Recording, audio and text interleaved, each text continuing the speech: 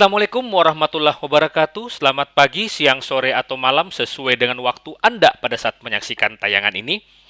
Kali ini kita akan membahas salah satu kebijakan daripada pengadaan barang atau jasa pemerintah berdasarkan Perpres nomor 16 tahun 2018 yang tertuang di dalam pasal 65. Kebijakan PBJ pada pasal 65 ini adalah memberikan kesempatan kepada usaha mikro, kecil, dan menengah. Seperti kita ketahui bersama bahwa pengadaan barang dan jasa pemerintah ini bersumber dari uang rakyat yang seharusnya sebesar-besarnya dipergunakan bagi kesejahteraan rakyat itu sendiri. Sehingga alangkah tidak adilnya apabila kue pembangunan ini hanya dinikmati oleh raksasa-raksasa di luar sana. Maka pengusaha-pengusaha kecil, pengusaha-pengusaha mikro haruslah dilibatkan dalam proses pengadaannya. Bagaimana caranya? Berdasarkan Perpres nomor 16 tahun 2018, pemberian kesempatan kepada UMKM tersebut dilakukan dengan cara menetapkan sebanyak-banyaknya paket untuk usaha kecil. Sebanyak-banyaknya. Jadi berapa? Ya sebanyak-banyaknya. Bukan satu, bukan dua, bukan hanya sekedar menggugurkan kewajiban. Nah, kemudian untuk usaha kecil itu nilainya berapa sih? Ditetapkan juga dalam Perpres ini adalah nilai paket pengadaan barang. Lihat baik-baik. Barang, pekerjaan konstruksi, atau jasa lainnya. Saya ulangi lagi. Nilai paket pengadaan barang, pekerjaan konstruksi, jasa lainnya. Lihat, tidak ada kata-kata jasa konsultansi di sini loh ya. Paling banyak 2 miliar 500 juta rupiah atau 2,5 miliar rupiah dicadangkan dan peruntukannya bagi usaha kecil. Lihat kalimatnya baik-baik. Nilai paket pengadaan barang, pekerjaan konstruksi, jasa lainnya paling banyak 2 miliar 500 juta rupiah dicadangkan dan peruntukannya bagi usaha kecil. Berarti 2,5 ke bawah dicadangkan sejak awal berarti cadangan dan diperuntukkan hanya bagi usaha kecil. Lihat di titik sini dulu.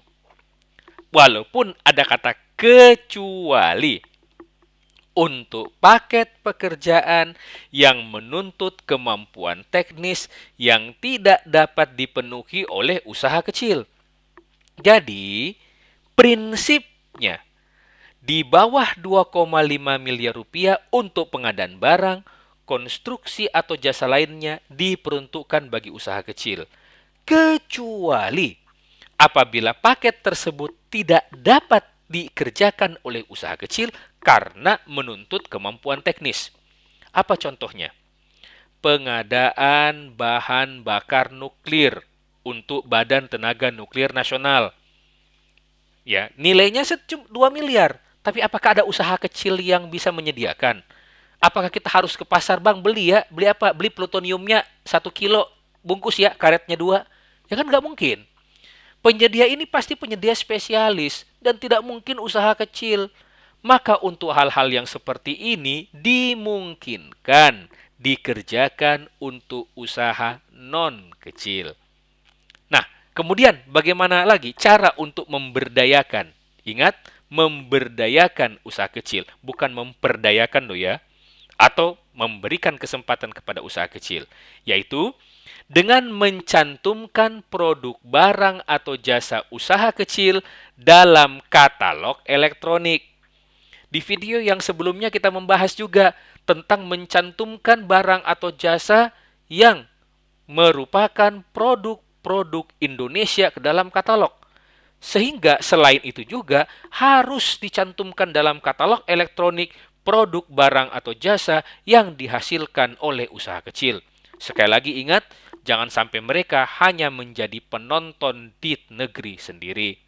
Kemudian mendorong juga penyedia yang non kecil bekerja sama dengan usaha kecil.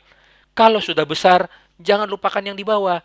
Jangan jadikan usaha kecil sebagai batu pijakan. angkatlah mereka. Sehingga usaha kecil ini juga bisa berkembang menjadi menengah, yang menengah bisa berkembang menjadi usaha besar. Kemudian kita bicara UMKM. Ya, nah kita lihat yang disebut dengan usaha kecil itu apa? Yang disebut dengan usaha kecil itu ada dua, yaitu usaha mikro dan usaha kecil. Berarti menengah tidak masuk dong. Menengah dan besar masuk usaha non kecil. Jadi usaha kecil terdiri atas dua, usaha mikro dan usaha kecil. Usaha non kecil terdiri atas dua, yaitu usaha menengah dan usaha besar. Kita lihat pengertian masing-masing. Apa itu usaha mikro? Usaha mikro adalah usaha produktif. Yang kedua, dari sisi kepemilikannya adalah orang perorangan atau badan usaha perorangan. Secara peraturan perundang-undangan, memenuhi kriteria usaha mikro sebagaimana dimaksud dalam Undang-Undang tentang UMKM. Di dalam undang-undang ini juga dijelaskan yang disebut dengan usaha mikro itu modalnya seperti apa, kemudian omset tahunannya berapa, sehingga apabila memenuhi ketentuan dalam undang-undang ini, maka perusahaan ini dapat ditetapkan sebagai usaha mikro. Yang berikutnya adalah usaha kecil. Usaha kecil adalah usaha ekonomi produktif, berdiri sendiri, dan dilakukan oleh orang perorangan atau badan usaha. Lihat, ada dua ya. Berarti, Bapak dan Ibu, rekan-rekan yang menyaksikan tayangan ini, bahwa bentuk penyedia itu ada dua juga. Ada yang berupa orang perorangan atau dalam bentuk badan usaha. Nah, usaha kecil ini tidak boleh juga akal-akalan. Ditegaskan di dalam Perpres ini dalam pasal 1 angka 46 Perpres 16 tahun 2018.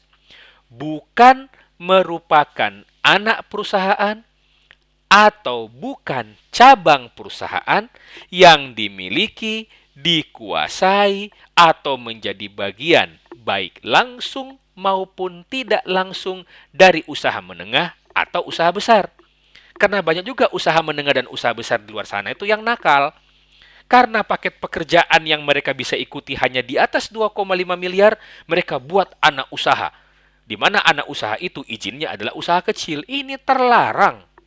Ya, terlarang. Itu berarti akal-akalan. Kenapa? Dia mengambil jatahnya perusahaan yang memang benar-benar usaha kecil.